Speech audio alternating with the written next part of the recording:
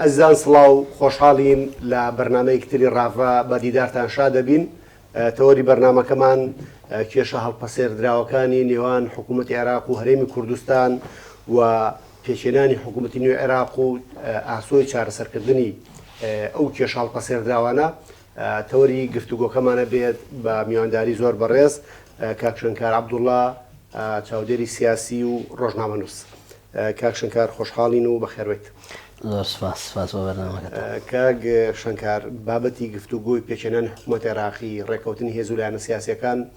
کاتێکی زۆری خایاند. زیاتر لە 1 ساڵ بەسەر هەڵبژاردنەکانە هەڵتێپەڕی هەڵبژاردنێکی پێشوەختە، بەڵام جیاوازی زۆر گەورە قوڵ کەوتە نێوان لایەنەکانەوە و پرۆسی سیاسی عێراق بە کۆمەڵی قۆناغ و وێزگەی جیاوازە لە ماوەیە تێپەڕی. ئەوەی کە ئێستا دەرەنجامە، ئەوەی کە ئێستا پێگەیشتنەوەیە کە هێز و لایەنە سیاسیەکان پێگەیشتن، نێو ماڵی کوردی بە جۆرێک لە جۆرەکان هاوڕابوون لەسەر سەر کۆمارێک و سەر کۆمارێکی نوێی عێراقی هەڵبژاردرا لەسەر پشکی کورد و حکوومەتی نوێی عێراقیش پێچێنراوە بە هەندێک لە کەم و کوڕی و هێشتا تاوانەکردنی بە تەواوی کابینەکە. بەڵام لەگەڵ ڕاستپاردنی محەممەد شیاع سوودانیە لە ماوەی 13 ڕۆژە کابینەکەی بەردە بەردەم پەرلەمانی عێراقی دەنگی پێدرا، جۆرێک لەسەر پێخستنەوەی پرۆسی سیاسی هەیە لە عێراق. گەشتبینی دیاخوێنەوە دوایە لەوەی کە ئەکرێت ئەم حکوومەتە نوێیە ئەم ستافە تازەی لە سەرۆکاتی کۆمار و سەرۆکاتی پەرلەمان و سەرۆکاتی حکوومەتی عێراقی دۆخی عێراق بەرەو باشتر برن و ئەم ململانی و تەنگەژە سیاسیە تااقەت بڕوچێنە بگۆڕن بە قۆناغێک تا ڕادەیەک لە هێمنی، لە ئیستیقرار، لە ئابوووریکی باشتر، لە ژیانێکی باشتر بۆ عێراقیەکان. زۆر سپاس. پرسیارەکەت زۆر هەمەلایەن و گشتگیرەوە، ئەتوان بڵێم ئەچێتە بابی زۆر تەنەبوعات و پێشبینیەوە. ئەوە شێکێکە لە قورسترین ئەو شتانەی کە ڕوبەڕووی چاودێرانی دۆخی سیاسی عێراق بێتەوە. لەبەرەوە دۆخی سیاسی عێراق ئەم وڵاتانە و عێراق بە تایبەتی و بەشێ لە وڵاتانی ڕۆژهەڵاتی ناوەڕاست وڵاتی چۆنەڵێ شوێنی بوومەلەرزەی سیاسین، یعنی لە لەحزەیەکە داعشێت ژیانە گۆڕێ، لە لەحزەیەکە وێزێکی کەیەت تەداخلی وڵاتان لە ئاستێکی گەورایە. لەبەرەوە خوێندنەوە پێشبینیکردن بۆەوەی کە چی دەرەچێ و ئایندە چیە بێت وزێ قورسە. بەڵام ئەوەی کە هەیە کە حکومەت پێکات یان با بڵێن لە دوای ئەو فترە زۆرەی ململانێ و مشتومڕی نێوان لایەنە سیاسیەکان کشانەوەی هێزی سەرەکی لە عێراقە ڕوتی سەدر بوو لە پرۆسی سیاسیە، بڵێن لە پرۆسی پێکێنانی حکومەت و دوجار حکومەت پێکات. ئێستا شتێکمان لە بەردەسایە کە پێوترێ حکومەتی نوێی عێراق. حکومەتی نوێی عێراق ئەوەی کە هەیە لە کارنامەکەیە کۆمەڵشتی زۆر جوان و واقعی تایە کە ئەتوان بڵێن لە دوای ساڵی 2004 ئەمە یەکەم چواردەوە ئەمە یەکەم جارە تقریبن بەو ڕوونیە باس لە کێشەکانی نێوان هەرێم و بەغدا ئەکرێ و کارنامەکە کۆمەڵە خاڵی باشی تایە بۆ هەموو عێراق و پەیوەندداریش بە هەرێمی کوردستانەوە. خۆتان نەزان لە دوای ساڵی 2014 یان با بڵێن لە 2014 هەرێمی کوردستان لەگەڵ عێراقا لە کێشە و ململانەی توندایە و هەر ڕۆژێ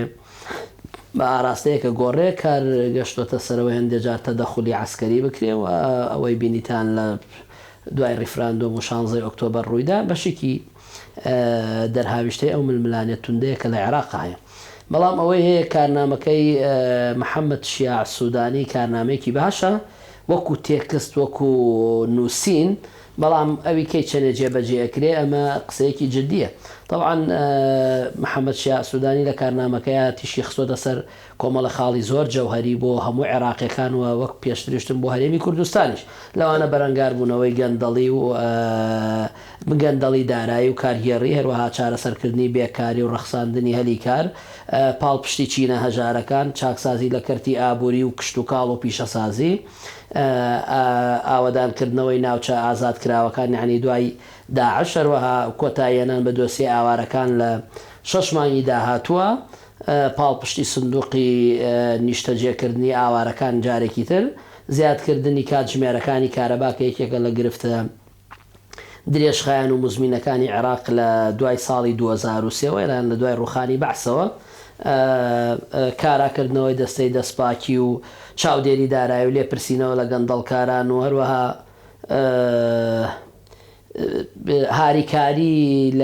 هاریکاری کۆمپانیا نەوتیەکان ئەمەش خاڵێکی گرنگە. ئەوەی کە پەیوەندی بە هەرێمی کوردستانەوە هەیە ئەو شەر کۆمەڵی خاڵی زۆر گرنگ و جەوهریە بەوەی کە چارەسەرکردنی کێشە بنەڕەتیەکانی نێوان هەرێم و بەغدا بە پێی دەستور و دەرکردنی یاسای نەوت و گاز لە ماوەی 6 مانگە کە یەکێکە لە خاڵە جەوهریەکان وە کورد چەند ساڵێکە داوای ئەماکە یعنی یاسایەکی نەوت و گاز دەرچێ بۆی کۆتایی بە مشتومڕێی نێوان کێشەی نەوتی هەرێم و بەغدا بێت. هەروەها جێبەجێکردنی ڕێکەوتنامەی شەنگال خۆتان نزان لە ماوەی پێشوەوە لە تقریبان ساڵی زیاتر ڕێکەوتنامەیە کراوە لە نێوان حکوومەتی هەرێم و کازمی بۆ جێبەجێ بۆ ئاسایکردنەوەی دۆخی شەنگال، بەڵام بەهۆی ئەو بارودۆخە قورسە و بێدەسەڵاتی کازمیەوە ئەو ڕێکەوتنامە هیچی جێبەجێ نەکراوە. خەڵکی شەنگال تا ئێستا ئاوارەیەوە لە دۆخێکی زۆر خراپاژیوە بەهۆی دەستگرتن بەسەر شەنگال لە میلیشیاکانی حەشدی شعبی و هەروەها چەکدارانی پەکەکەوە دۆخێکی ناهەمواریان دروست کردووە کە ئەگەرم ڕێکەوتنامە بچێتە باری جێبەجێکردنەوە ئەبێتە هۆکاریەوەی ئاوارەکان بگەڕێنەوە و دۆخێکی سەقامگیرتر و باشتر دروست بێ. هەروەها پڕکردنەوەی ئەو بەشایە ئەمنێکە لە نێوان پێشمەرگە و سوپای عێراقا هەیە بە تایبەتی لە ناوچە جێناکۆکەکان خۆتان نەزان لە ماوەی پێشواتە حەشوداتی زۆر هەبووە و زۆر کێشە بۆ کوردەکان دروست کراوە، تعریب بەردەوام بووە، ڕێگە نەدراوە جوتیارانی کورد لەو مەنتیقانە دەغڵودان و بایەخ بە کشت و کاڵەکانیان بن تا ئەم ڕۆژ یعنی هەتا هەندێک جموجوڵ هەبووە ئیوادارین لەگەڵ پێکێنانی حکومەتی نوێ ئەمانە هەمووی چارەسەر بکرێ و خاڵێکی گرنگتر لەوەیەوەی کە دەرکردنی سوپا و پۆلیسی فیدراڵی و حەشدی شعبیە لە ناوچە کێشە لەسەرەکان بە تایبەتی لە کەرکووک سپاردنی بە پۆلیسی مەحەلی ئەو منتیقە ئەمانە هەمووی واکە دۆخێکی ئارام دروست بێ و دواتری شەڵبژاردننی ئەنجومەنی پارێزگاکان و هەروەها چالاکی حزبە کوردیەکان لە کەرکووک و مووسڵ و دیالە و سەلاحەدین کە لە ماوەی پێشوا بەشێکی بارەگاکانیان داگیر کراوە لەلایەن کۆمەڵێ میلیشیا و هێزی عێراقیەوە. ئەمە ئەکرێ بێ بە سەرەتایەکی باش بۆ کردنەوەی دەرگایەک بە ڕووی چارەسەرکردنی ئەو کێشە مزمینانەی کە لە نێوان هەرێم و بەغدا هەیە. کاک شەنکار دەست خۆش بێ بەتایبەت لەسەر ئەو کارنامەی محەممەد شیع کە لای من پرسیار بوو لە جەناب بکەم جەناب وەڵامەدایەوە، بەڵام بەتایبەت بە دیاریکراوی لەسەر پرسی نەوت محەممەد شیع سوودانی لە تێکستەکەی وەکو جەنابەت کەوتت تێکستێکی باشە با ڕوونی ئاماژەی کردولەوەی کە واز لە جێسەڵکردن بە پرسیینەوە هەرێمی کوردستان بێنرێ و هەوڵ بدرێت وەسەتێک بدۆزرێتەوە لە بینی هەرێم و مەرکەزە و یاسایەک دەرکرێ بە یاسا ڕێکخرێ و ئەمە ڕەنگە زۆر جار داواکاری هەرێمی کوردستانیش بۆ زۆر جار سەرۆکی حکوومەت هەرێمی کوردستان کاربەدەستانی هەرێمی کوردستان باشکرا و توانە کە ئێمەمانەوێ لە ژێر چەتری دەستورە و بەپی ڕێکەوتنێکی دوولایەنە لە نێوان هەرێمی کوردستان و حکوومەتی عێراقیە نەوتی هەرێمی کوردستان بەپی دەستوری عێراق و بەپی یاسا بفرۆشێت و ئێمە ئامادەیمان هەیە هەماهەنگی بکەین، گفتوگۆ بکەین، دابنیشین، لێکتر تێگەشتن دروست بکەین. ینی هەستەکەی ئەو پەیامەی کە هەرێمی کوردستان هەیە بوو سەبارەت بۆی کە ئامادەی هەیە بۆ چارەسەرکردنی ئەم مەلەفە کە یەکێکە لە مەلەفە زۆر ئاڵۆزەکانی نێوان هەرێمی کوردستان و عێراق ئەم نەفەسە تازەی محەممەد شیع سوودانی ئافاقێکی چارەسەر بێت و ئەو گرێ یانە و ئەستەنگە گەورەی نێوان هەرێمی کوردستان و حکوومەتی عێراقی بەرەو چارەسەر بڕات. خۆی بە پێی نووسینەکە و کارنامەکەی محەممەد شیع سوودانی لە دوو شێوەی زۆر باشە باسی لەوە کردو. یەکەمەوەیە کە یاسای نەوت و گاز دەرکرێەوە کە خۆت باسەکرەمە بە بەردەوامی بەرپرسانی هەرێمی کوردستان پیان وە بۆ ئەم یاسایە چارەسەرێکی باشە بۆ ئەم کێشەیە. دووەمیانەوەیە کە گێچەڵ بە کۆمپانیەکان نەکرێەوە ئەو کۆمپانیانەی ئیشی دۆزینەوە و دەریێنان و بەرهەمێنانی نەوتەکەن لە هەرێمی کوردستان و حتا بە بازارکردنیش، چونکە بە بەردەوامی ئەم کۆمپانیانە گێچەڵیان پێکراوە وای کردووە ئەمەش سعری نەوتی هەرێمی کوردستان هەرزانتر بێ لە بازاڕی جیهانیەوە کەمتر بفرۆشەیە لە بازاڕی لە بۆرسەی جیهانیە. ئەگەر ئەم خاڵانە جێبەجێ بکرێت کە من بەردەوام باسیەوە کە بەردەوام جەختلەوە کەمەوە کە ئەمە لەسەر خۆی کورد وەستاوە، هێزی کورد وەستاوە، کەم پێم وایە ئێستا هێزی کورد و دوای هەڵبژاردنیش بە باشی دەرکەوتووە بۆ هەموو لایەنە سیاسیەکان و ناکرێت کورد بە هیچ شێوەیە فەرامۆشکرێ. حتا لە سەردەمی کابینەکانی پێشووتری شایعنی خۆ لایەنە شیعەکان بەشێکیان فاشیزمی عێراقی یان شیعی خەیاڵی ئەوەیە بووە کە هەرێمی کوردستان بە تەواوەتی لە قاڵب بابی کە بە پارێزگایەک مامەڵی پارێزگایەکی لەگەڵا بکە ئەوانە بەڵام دوای بۆی دەرکەوتووە کە قوەی هەرێمی کوردستان کارێکی نەکردێ بە تەکید یعنی ئێستا لۆچە گەشت بێتنەوە حاڵەتە لە دوای ئەو هەموو مشتوم ڕوو ململانێ ئەوانە گەشت بێتنەوە حاڵەتە هەرێمی کوردستانە بێ وەک هەرێمێکی دەستوری مامەڵی لەگەڵا بکرێەوە ماف و شایستەکانی بدرێ و تەعاملی لەگەڵا بکرێوەکەوەی کە هەرێمێکە لە دەوڵەتێکی فیدراالیە کێشەی گەورەی عێراقیەکانەوەیە کە وەک دەوڵەتێکی مرکزی بە بەردەوامی سەیری عێراقیان کردووە یعنی جگە لە مرکز هیچ ڕۆڵێکیان نێشتۆتەوە بۆ هەرێمەکانی تر باڵێن بۆیان بۆ هەرێمی کوردستان کە لە عێراقا بەس هەرێمی کوردستان هەیە ئەوە مشکلەی گەورە ئێوە تێنەگەشتن لە چەمکی فیدراالی و حتا بنپێکردی دەستوری شەکە لە دەستورە بەڕۆنی مافی هەرێمی کوردستانیان با بڵێن خەڵکی هەرێمی کوردستان دراوە بەڵام لە ئەو حکومەتە یەک لە دوایەکانەی کە هاتن بەهێز و بە هەموو فشارە سیاسیەکانیان و بە پاڵپشتی و سەپۆرتی وڵاتانی ئیقلیمی و دەرەکی بدووە بۆیان دەرکەوت 2000 هەرێمی کوردستان هەرێمێکە وجودی هەیە و لە ڕووی سۆفت پاوەرەوە یەجگار بە قوتە ناکرێ هەروە بە ئاسانی تەحجیم بکرێ لە قاڵب بدرێ بۆی ئێستا گەشتونەتە ئەو قەناعەتەی کە ئەبێ مامەڵێکی واقعی لەگەڵا بکەن چونکە هەرێمی کوردستان ئەو پاروە بەسیتە نیە بە ئاسانی بخورێت و وەکەر پارێزگایەکی کە مامەڵی لەگەڵا بکرێ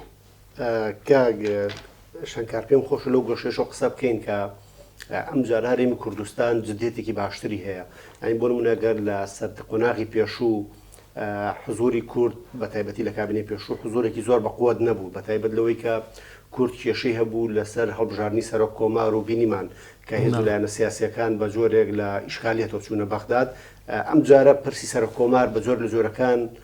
بە کۆڕایی یان کاندیدێکی کورد و لەسەر پشکی کورد و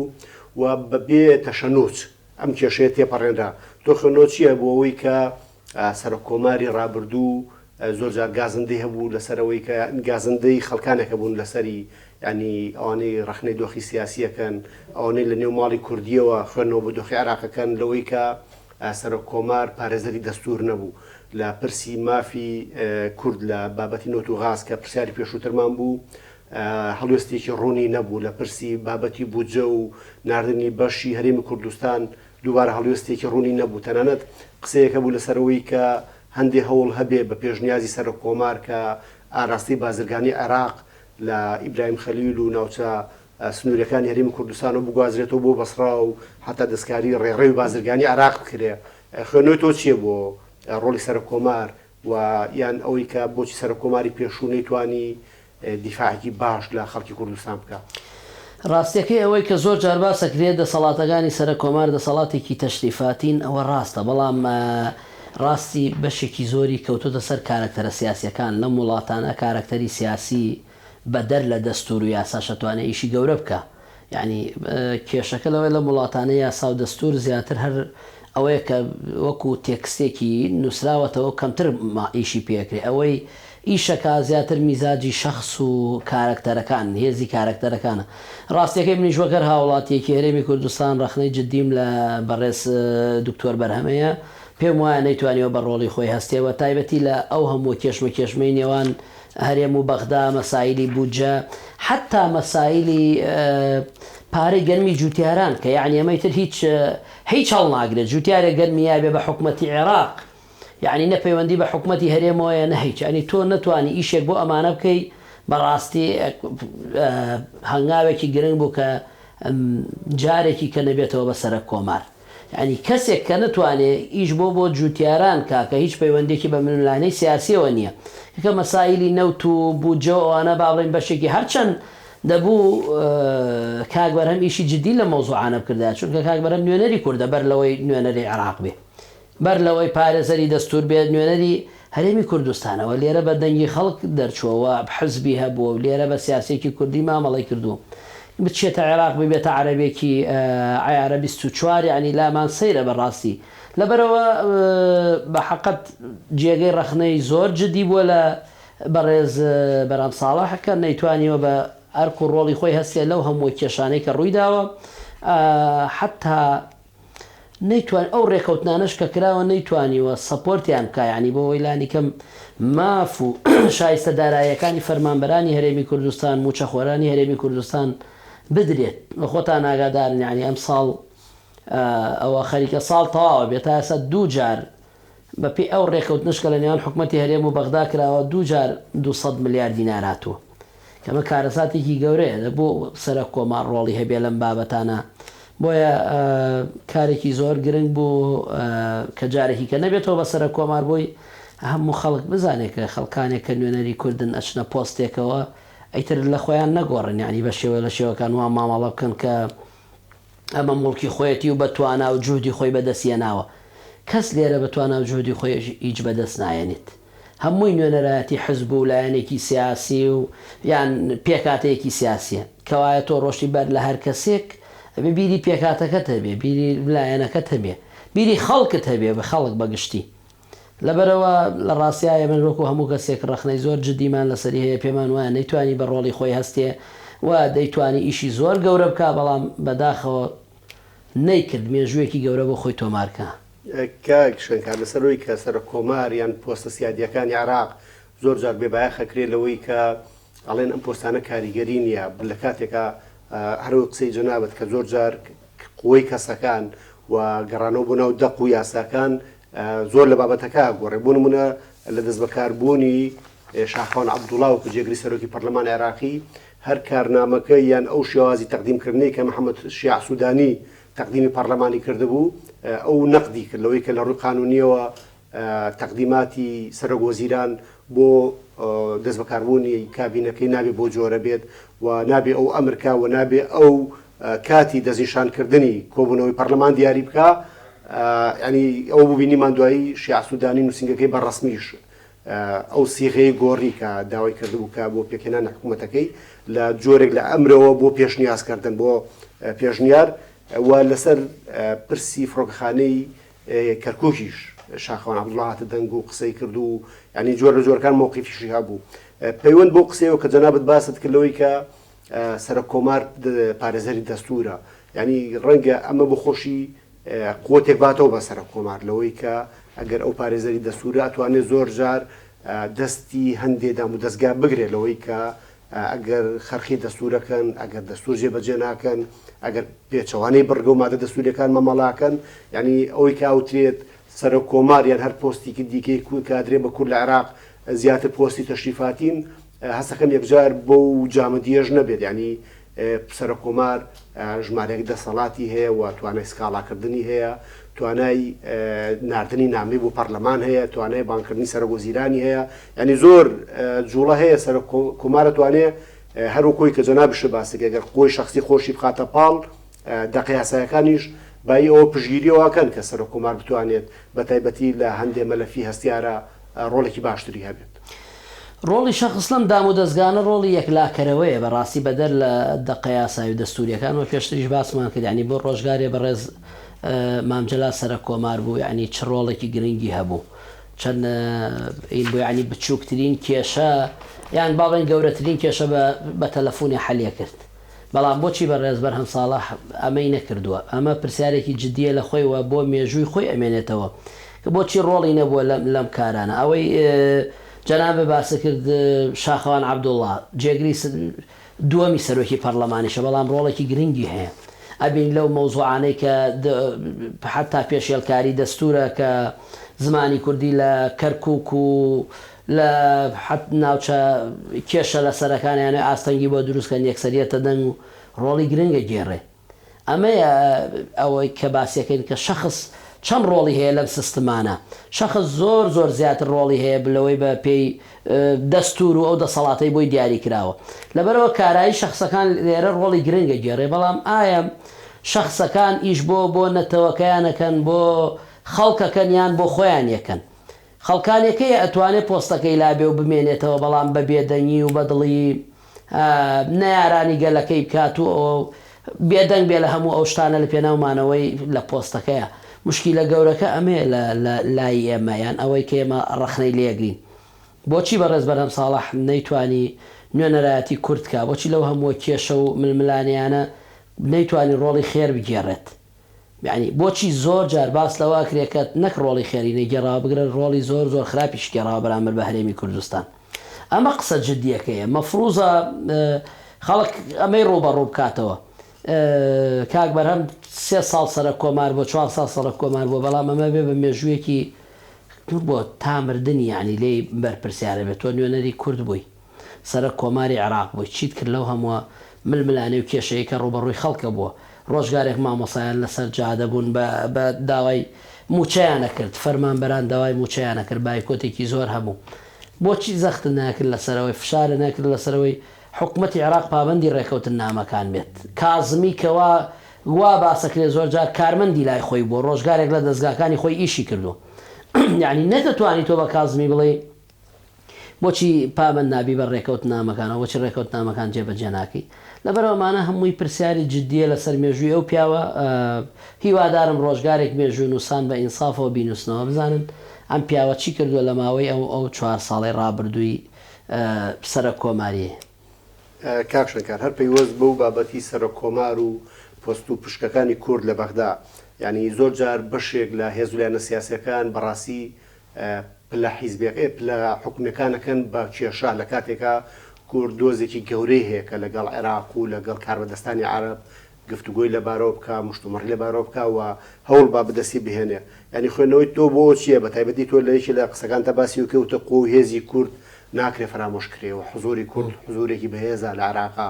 بەبێ بەشداریکی ڕاستەقینەی کورد لە ناو عێراق و لە پۆست و دەسەڵات و چارەسەکردنی کێشەکان بەڕاستی عێراقێکی سەقام ژیر نابێ ینی خوێنەوەی تۆ چی بووی کە هەندێک لەلایەنە سیاسەکان زۆرجار لە وەزیرەکان یان دەستکەوتە مادیەکان یان هەندێک لە بەشداریەکان زۆر گەورەیەکەن ئیبرازیەکەن و زۆر جاریکەن بە چاقی منولانەکانیش بە تایبەتیش بۆ کورد کە کورد خاوەنی قەزیەکە لە دەبێ بزانین کورد بە بەردەوامی ئەوە تۆ کورد تەنیا کێشەی بوجە و موچە نییە لەگەڵ عێراقا ڕاستە بوجە و موچە گرنگن و کێشێکی جەوهریە بەڵام کێشەی گەورەی کورد بە درێژایی مێژوو لەگەڵ عێراق ینی لە 1920 کە عێراق دروست بووە و لە 25 کە دەستورەکەی نووسراوەتەوە کێشەی کورد کێشەی خاک بووە لەگەڵ عێراقا کێشەی ماف بووە کێشەی ئەوە بووە کە نەتەوەیەکەوە بێ حسابی پلە دوی بۆ نەکرێت زۆر جار حسابی پلە 3 و 4 و هەندێک جار بە شەیتانیش ناوە برێ ینی خۆتان ئاگادارن لە هەندێک لە شەقامی عێراقی و شەقامی شیعیە بەداخەوە ڕۆژگارێکە بوو کۆمەڵە پەرلەمانتارمان هەبوو بە ناوی هاوپەیمانی هیوا هاوپەیمانێکیان پێکێنا بۆ دواتر خۆشیان لەبەر کێشە و ململانەی خۆیان نەیانتوانی درێژە بە هاوپەیمانێتەکەیان بدەن حتا دروستبوونی نەیانتوانی سەرۆکێکی بۆ دابنێن کێشەی گەورە لەو هەبوو ئەمانە ئەیانویست یعنی بن بە نوێنەری کورد کە تۆ خۆت لە ناو خۆتان نەتوانی سەرۆکێ بۆ خۆت دانی کەوا دەرخەریەوەی کێشەی گەورەتەیە ئەمانە ڕۆڵێکی یەجگار خراپیانە بوو لە هەندانی شەقامی عێراقیە بەوەی کە لە کوردستان تاڵانیەکرێ هەموو پارەی نەوتە دزرێ ئەوە ئەبێ لە کاتێکە ئەو عێراق ئەو هەموو پارە هات کەس نێزانی چی لێکرێ بەدەر لە موچە ینی ئێسەش عێراق بەدەر لە موچە و هەرزانی نرخی بانزین و نەوت چی شتێکی کەیە بۆ لە هەرێمی کوردستان باشن لە کاتێکا بەشی زۆر لە سەرکردە عێراقیەکان لە کاتی پشوەکانیان هاتوونەتە هەولێر و کوردستان پشویان داوە يعني ئەمە مشکلەی گەورەی خۆ بە کەمزانینی کۆمەڵی خەڵک حتا کۆمەڵە لایەنی سیاسی شەیە یعنی تۆ لە عێراقای بەڵام نوێنەراتی میلەتێکەکەی تۆ ئەبێ میلەتەکەت لا پیرۆز و لا گرنگ بێت نەک پۆستێکە چووی تاوێ بەنامی تۆ نوێن ئەگەر کورد نەبێت تۆ چیت یعنی لە کوێ پۆست وەرەگری مهمەی تۆ چییە ئەوە بەڕێز کاک بەرهەم نمونەی بەرجەستەیە یعنی ئەوە ماوەی چەند ڕۆژێکە لە سەرە کۆماری نەماوە بزان کەس باسی شێکە یعنی چی ئەکا چی پێ ئەکرێت ئەگەر تۆ نوێنەری کورد نەبی بە نوێنەرایەتی کورد نەچووبیتە ئەو پۆستەوە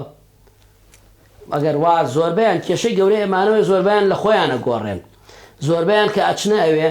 وازان حتا نەکرد لە میلەتەکەیان لە حزبەکانیشان تەبەڕاکەن وازان قۆ و ئینی خۆیانەوە بینیمان لە هەڵبژاردننی پێشترا بەشێکیان بەشێک لەو بەڕێزانە بە لیستی بە سەر بەخۆ دابەزین چەند دەنیانیان ناکوا چەندیان بوو بە پەرلەمانتار کێشەی گەورەی ئەمانە لەوایە بۆیە کاتێک تۆ نوێنەرایەتی پێکاتەیەک هەتا حزبێکەکەی دەبێ بەرپرسیارەتی ئەوەتە بێ ئاگات لەوە بێ کە دنیا هەرە و دوو ڕۆژە نییە ئەوەیە زۆربیان وەکوتم ئەو برادرانەی بە تایبەتی هیوا زۆربیان سەرگردان بوون ێسا بەشێکیان هەر دەرنەکەوتون لەو ململانەیە کە لە کاتێکا ڕۆژگارێکە بوو شەو ڕۆژ بەسەر شاشەی تەلەڤیزیۆنەوە بوون و پەنجەیان ڕاوەشان کە سوپای عێراقیەتە سنوورەکان و هەرێمی کوردستانە گرێ و بیرە نەوتەکانە گرێ و بە نەتیجە ئەوان هیچ ڕۆڵیان نەما بیرە نەوتەکان هەروەک خۆیانە و سنوورەکان هەروەک خۆیانە مشکیلە گەورەی ئەوە ئەمانە تەبەنی گوتارێکەکەن کە گوتاری خۆ ڕادەستکردن گوتاری لاوازی و بچووکیە بەرامبەر بە نەیارەکان لە کاتێکە ئێمە قوەیەکی گەورەمانەیە میلەتێکی گەورەمانەیە کە میلەتی کوردە میلەتێکی گەورە لە پشتەوەکو کورد بۆچی ینی ئەو هەموو خۆ چەماندنە لە پێناوچی لە پای چی لە پایەوەیە ببیتەوە بە پەرلەمانتار 4 ساڵی تر ببیتەوە بە وەزیرە لە حکوومەتی عێراقا ئەمە کێشەی گەورەیە مەفروزە لایەنە سیاسیەکانیش یعنی بە تەرکیزەوە و کەسانە هەڵبژێنکەیان کەن بە نوێنەری کورد چونکە دوجار زەربە لە حزبە سیاسیەکانیش ئەوە بینیشبانە نەتیجەکەی بەشێک لەو حزبە سیاسیانە نوێنەرەکانیان چەند زەربیان لیان دواتر لە هەڵبژاردنەکانە سەنگیان چۆن بوو چەند دابەزین بۆیە ئەمە بەرپرسیارەتێکی ئەخلاقی هەم لای شخصەکان هەم لای حزبە سیاسیەکان ئاگایان لە سنگ و قورسایی خۆیان بێ نوێنەرایەتی پێگەی خۆیان بێ کە بەرەوکوێچێت کاکشەکار بەرەو کۆتایی بەرنامەکە چین پێم خۆشە لەو گۆشەوە کە تەکمیلی قسەکان بکەین ئەم قۆناغە بە قۆناغێکی نوێچێت یان بەلای کەم وێزگەیەکی دیکەیە لە بەردەم خەڵکی کوردستان لەوەی کە هەوڵێکی دیکە بات لەوەی کە لە عێراقا بە مافووی استحقاقی خۆی بگات و دەستور جێبەجێ بکرێ مادی 140 ساڵانێکی درێژە دەستا و دەستی پێکرێت و تاخیرەکرێت و کێشەی جیاوازی بۆ دروستەکرێ و زۆر جاریش بە مادێکی مردوو بە مادێکی نەما و هەژمارەکرێت لایەن هەندێک خەڵکانێکی شۆڤێنیەوە و لە پاڵیشە یەک کۆمەڵی شکالەتی تر هەیە کە کورد چاوەڕوانی و هەیە چارەسەر بکرێ بۆ نمونە پرسی مەلەفی نەوت و غازە پرسی بابەتی بودجە و موچەی خەڵکی کوردستانە پرسی هێزی پێشمەرگەی کوردستان و حسابکردنی هێزی پێشمەرگە وەکو بەشێک لە مەنزومەی دیفاعی عێراق لە ڕاهێنان و بودجە و نەفەقە و هەر شتێکی دیکە کە هێزەکانی تری عێراق ئەنگرێتەوە تا لە پرۆسی ئازادی و تا ئێستا ئەم مافانە بە هێزی پێشمەرگەی کوردستان ڕەوا نەبینراوە ینی خەڵکی کوردستان چاوەڕوانی ئەویان هەیە کە ئەم وێزگە نوێیە وێزگی چارەسەرکردنی بەشێکی گەورەی کێشەکان بێ و لێرەوە یەکڕیزی ماڵی کورد یاگە بۆ بتایبەتیش پارتی و یەکێتی تا چەند گرنگلەوەی کە ئەم دوو هێزە بتوانن پێکەوە هەڵبکەن و بەڕاستی هێزەکانی دیکەش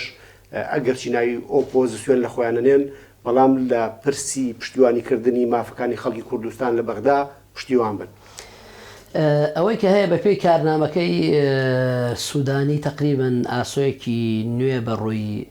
چارەسەرکردنی کێشەکانی نێوان هەرێم و بەغدا کردوتەوە لە کارنامەکەیە بەڵام وەک وتمان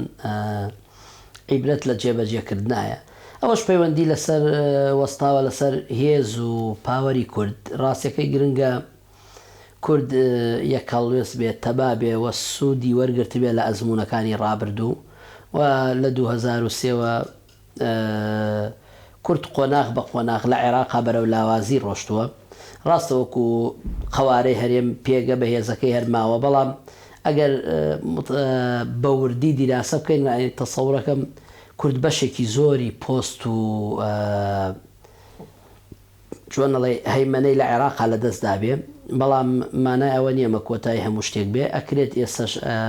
چەنە یەک ڕیز بین چەنە تەبابین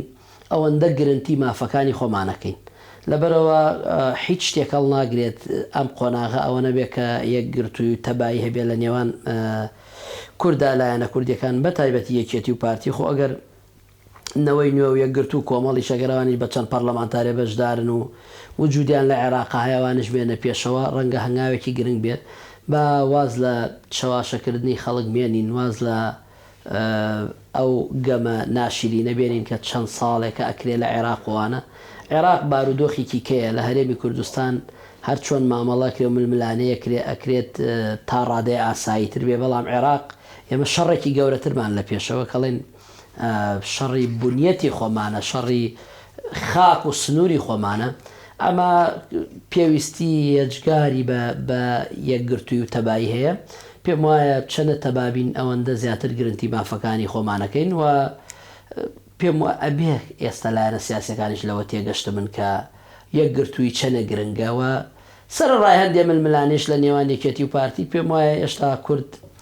لە چاو لایەنەکانە حتا لە چاو شیعە و سونەشا تەبایەکی باشتری هەیە هیوادارم باشتر بێ ئەمەوە چەنە باشتر بێ ئەوەندە گرنتی مافەکارمانەکەین لە عێراق.